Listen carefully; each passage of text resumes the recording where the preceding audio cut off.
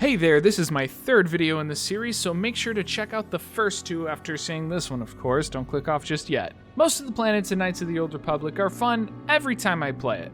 One is an absolute slog, but Tatooine, I find it somewhere in the middle. Usually, I'm just kind of going through the motions with it. It's not bad, but that being said, there are some parts that do genuinely make me happy. For example, when you first land and you're able to force persuade that one guy to not charge you for a docking fee. You know, I don't think you need to pay the fee. We'll let it go this time. I'm amazed at how many people that works on.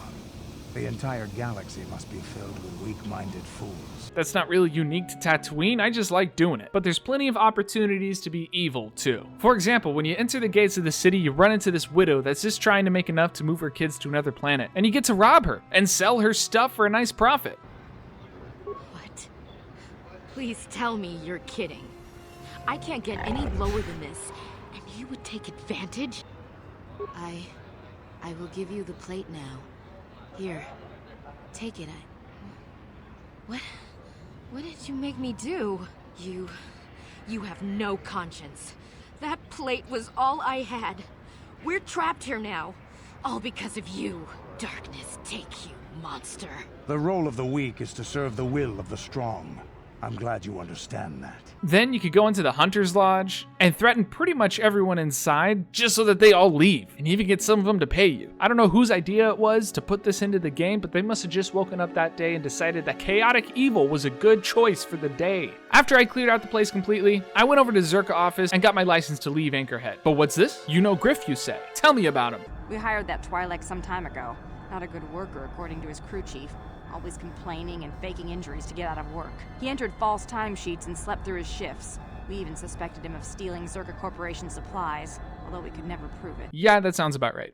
We would have fired him, but we needed workers. It would have been better for him if he had been fired. Then the Sand People wouldn't have gotten him. Mission, what do you want to do? What is there to talk about? Those Sand People took my brother prisoner. Griff may be a slime, but we have to go rescue him. Oh, we'll see what happens. I just hope that you being an absolutely useless companion that contributes nothing to the game doesn't affect my judgment at all. After I left Czerka, I was set upon by a couple of Dark Jedi that really love to use fear, and I mean they really love it to an annoying degree. It really started to make me regret a gains-only run. But once I finished with them, I decided it was time to scam an amateur swoop racer. I swear, I remember struggling with the swoop races way more than I did here though. It only took me the 3 runs to clear everything, and I was even able to convince Jabba the Hutt over here to give me a few free races. After winning the first race, this grotesque space slug asks me to get the tentacle head across the room to sign this contract. And apparently it's a pretty bad deal, and the Twi'lek would essentially be racing for free. But is it considered slavery if you're doing something you love? I mean, Nico himself said he doesn't care about the fame and the credits, he just loves to race. It's not that I'm not grateful. I mean, it would get me into the pros. I don't have the credits to get in on my own. Not that I care about credits. I just want to race. Well, that's all I need to hear. Go sign the contract, buddy. And Moda, give me some extra credits. The weak serve and the strong profit.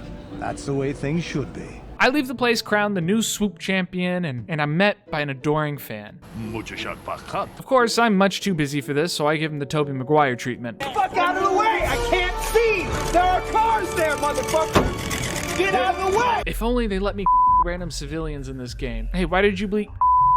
Is not a bad word. Yes, but YouTube doesn't like it, apparently. Why? They say it incites violence or something. So what, if I'm covering a murder mystery, I can't say that the victim was Yeah, pretty much. But how's bleeping it better? You could just replace it with any word. I know. That doesn't make any sense. I know. I'm not making any money off these videos yet, though. Do I have to be worried about demonetization?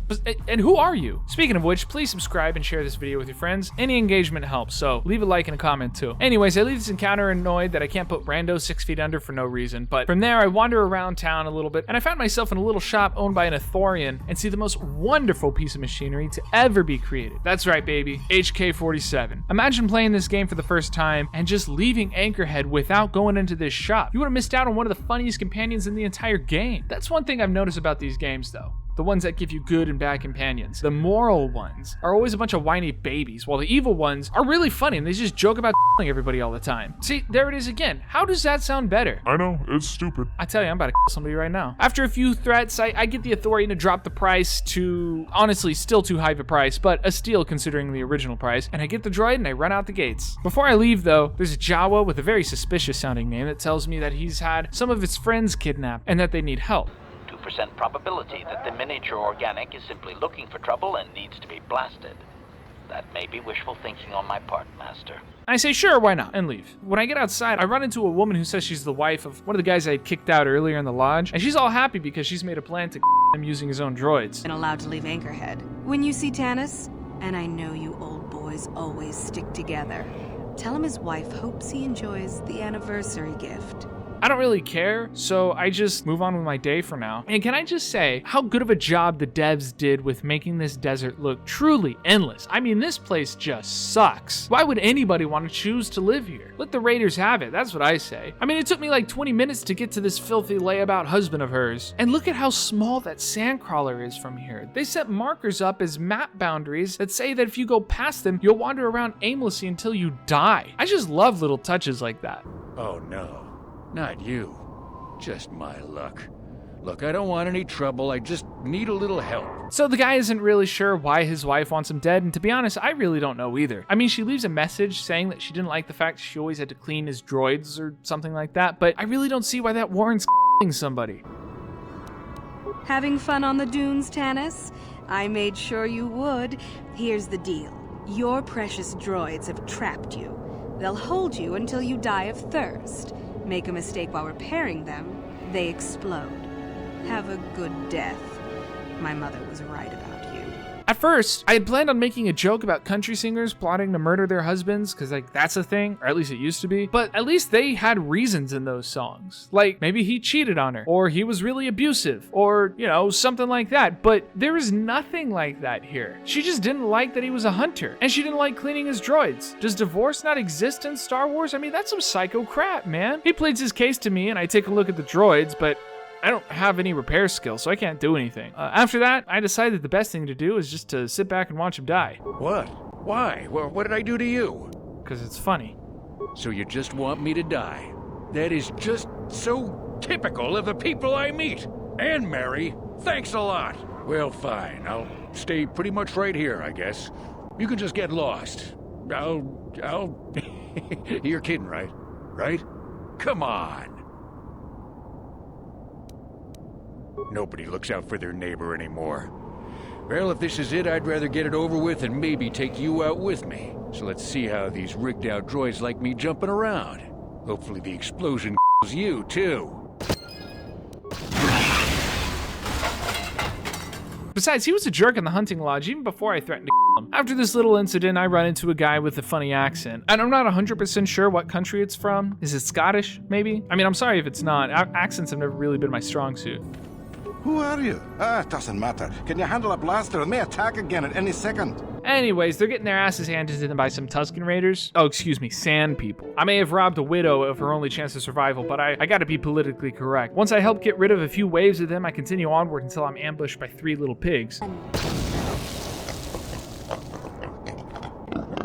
They die pretty easily, and I make my way to the Sand People Enclave. This weird glitch happened where I kept getting attacked every time I entered, even though I was wearing my disguises, but eventually I worked it out. I've never run into that before, but Reddit told me to return to the Ebonhawk, change my closing companions, and transit back, and that fixed it. Weird bug, but okay. Once inside, they start yelling at me in their animal sand language, and luckily HK is able to translate.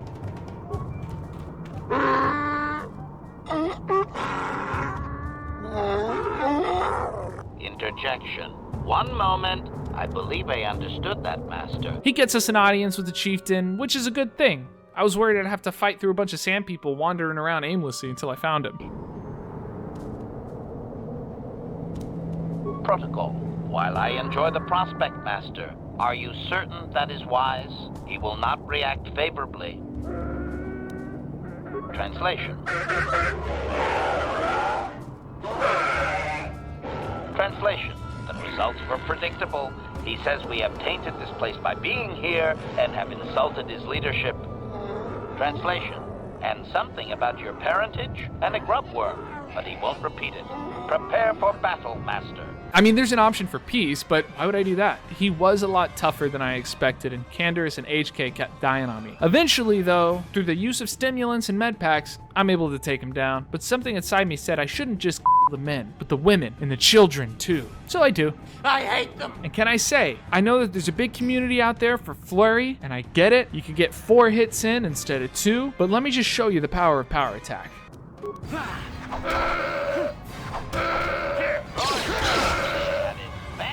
Case in point, power attack's better. Along the way in my massacring, I find Griff. Y'all remember Griff? Hopefully. I just talked about him a little bit ago in this very video. You there.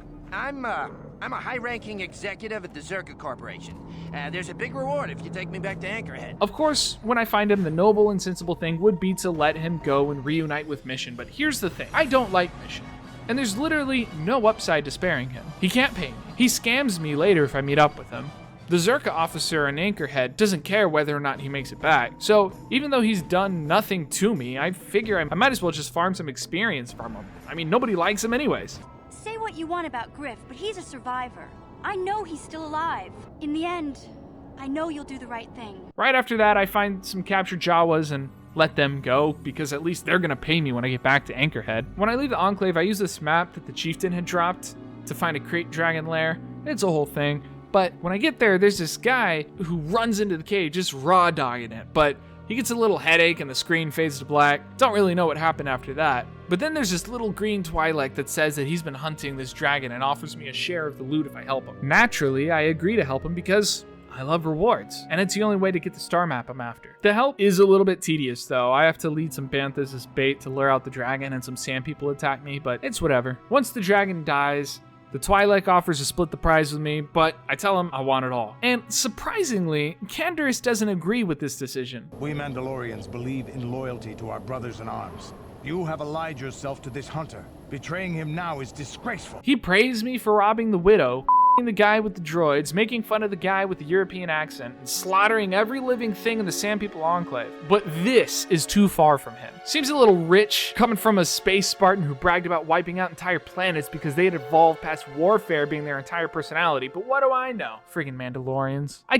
the Twi'lek and end up with 2 Crate Dragon pearls. Not that it really matters. It's not like I use lightsabers anyways, but whatever. If the guy couldn't give me credits, he'll just pay with his life. We go in and see the star map and exit to see Calo Nord is waiting for us. You know the drill. And he goes down pretty handily. He was easier to put down than the chieftain was, and I get his armor, and when I get back to the Ebon Hawk, I upgrade it and realize his armor is freaking dope. I've never worn armor in this game. I've always done lightsabers and robes, but actually paying attention to the armor that I get, it's incredible. Sure, I can't use force powers, but who cares? Again, I'm not even using lightsabers. Now, this definitely isn't my favorite planet, so I mean, I don't know where I'm gonna put it on the tier list, just there. But it's not awful. I wish that there was more going on. Like how Tanis had the gang wars and the Sith occupation and Korriban. Well, you'll see when we get to Korriban. But at least I got another evil companion out of it. Oh, I forgot to mention this too, but Basil has a crush on me, but we'll get into that later. That's it for this video. If you liked it, hit the thumbs up button and share it with your friends. If not, comment and tell me why. I've got a couple more reviews coming out, and then I'll be reviewing one of my all-time favorite games, so be sure to subscribe so you don't miss anything. At the rate I'm going, I'm hoping to hit 100 subscribers in the next few months. Then I just have to do that 10 more times so I can become a YouTube partner. Thanks for watching. Peace.